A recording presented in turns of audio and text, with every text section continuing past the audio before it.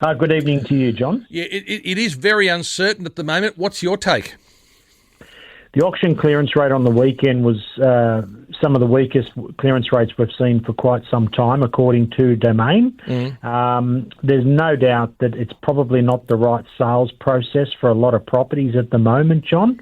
Probably the good news for vendors at the moment is stock levels are tightening because we're in winter.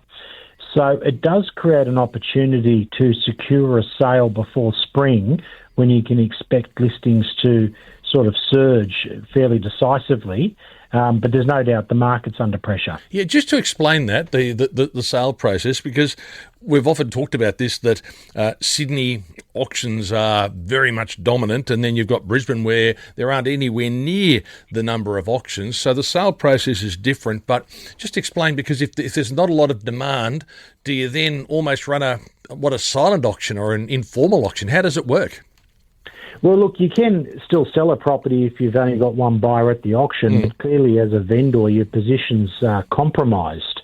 So to give your listeners an idea, John, on the weekend there were 135 auctions scheduled for the city of Brisbane, whereas in Sydney there was 865 scheduled. In Melbourne, for example, it was 881. But an auction relies on a deep buyer pool competing against each other to drive the price back up. And clearly we're not in an environment where that's really happening. So real estate agents really need to sell to the value of the property. They don't have the luxury of pitting buyers against each other, which is what the public auction system relies on. Yeah. So you're in a situation where you talk to the people who are selling and they say, well, this is how much I'd like ideally. Obviously, I'd prefer to have more than that. And then as people inquire, as people go through, they'll say, well, how much is it worth? What do you think? How much do you think that they're willing to accept? So that's, I guess I'm referring there, that to and fro as part of the selling process. It's not strictly an auction, but it is a bit of bargaining. Is that a better way of putting it? Negotiating, I think, John, would be the right way. So there's real estate agents who wait for buyers to buy property, and then there's real estate agents that are very adept at selling property. If you can't sell a property in the current environment as a real estate salesperson, you're going to go hungry, because very few buyers are walking in to properties at the moment and saying, I love it, how do I buy it? You really need to know how to construct a sale at the moment and sell the benefits of your listing over the one down the road. And it's very easy to sell a property by slashing the price, but unsurprisingly, vendors aren't real keen on that, John. So real estate agents need to understand the value offering that their respective listing has and bring that to light in the eyes of the buyers. Yeah, and we often, the whole cliches about, harbour glimpses, renovators' delight, but the things that I'm guessing you'd need to know is what the sales have been like in the area, whether there's a new bus being put on next month, whether there's a plan for a metro. I guess people should be aware of that, but maybe they wouldn't be. All those things that can make a difference. Yeah, they're the fundamentals, and infrastructure is one of those.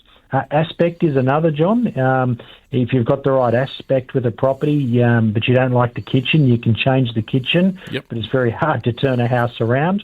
And as you know, with a lot of inner city properties, if you've got the wrong aspect, they're very cold winters because you're effectively getting no direct sunlight for 3 months.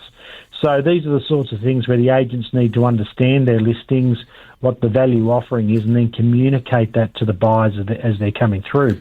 Just looking at the press today, the press are running really, really hard on the downturn in the property market, which only makes agents' jobs tougher.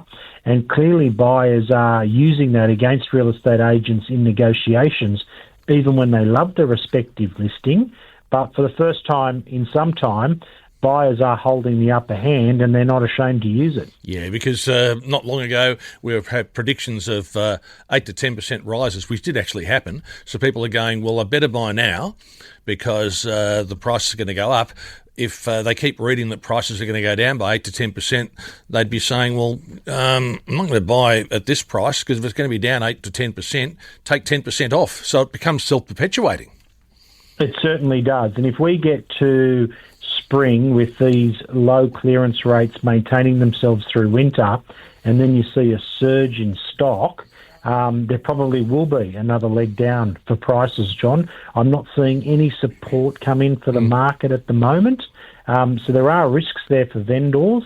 And I think saying we'll just wait till spring when the garden looks better is not the solution I would encourage vendors to take at the moment. It's just one other question I'll ask you, because I'm so intrigued by the process, and you've lived this all your life. So you might have a house which is like a renovator's delight, means it's a blank canvas and there are things you can do, and you've talked about the aspect and kitchens and the like. So are you better off doing that work and adding the value, or simply presenting it as that blank canvas, saying you could do this, you could do this, you could do this?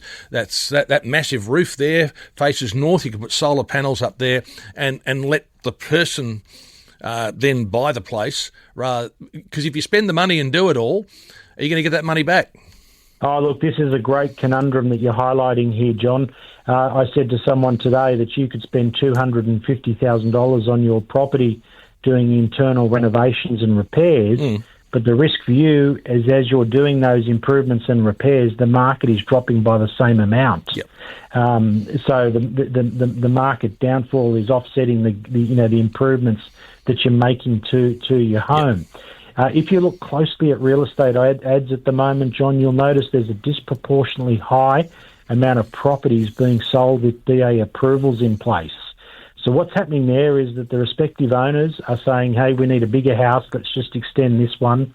They go through all the hassle of getting a DA approved with the local council. When they've got the DA approved, they get it priced from a builder. The price is, 50 to 100% higher than they're expecting. Yes. They say, we can't follow through with this DA. We'll need to sell the property. The DA is now a benefit to the sale, but the thing is the buyers don't want to renovate either. There's a clear preference in the market at the moment for essentially fully done properties or properties that don't need work, because everyone's heard a horror renovation story where not so much about the builder not doing a good job, but costs just being far more than anyone originally anticipated. That's right. And if you do something that you think is fantastic, it's cost you a lot more. The person that's looking to buy is going, I don't like that. So that's part of it, isn't it? There's got to be part of it, surely. Oh, that's right. I think if you're renovating for the market, you need to be really careful you're not too individual, particularly with your colour scheme and some of the features in the property, because whilst you love it, will the next party love it as much as what you do? And the answer often is no. You'd have seen some places, wouldn't you, Peter, where you're going, what were they thinking? But you can't, I suppose, what can you do? Your job's to sell it. As a real estate agent, you certainly can't ask that question, what were you thinking? But, people do get themselves in strife by overcapitalising. That's the classic overcapitalising scenario. And before you do embark on those works, sitting with a property valuer or a local real estate agent who knows the market and just running your ideas and your plans past them could make you or save you a lot of money. Very interesting. I'm glad we're able to borrow some of your expertise here tonight, Peter, with our weekly real estate report. We'll talk again very soon. Thank you.